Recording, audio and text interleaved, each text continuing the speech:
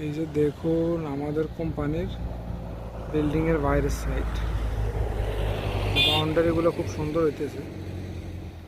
আজকে শুক্রবারের দিন ওভারটাইম আছে, লোক ওভারটাইম করছে, আমিও করছি।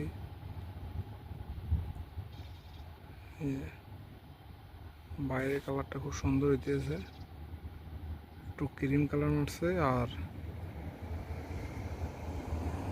এটা কি কালার?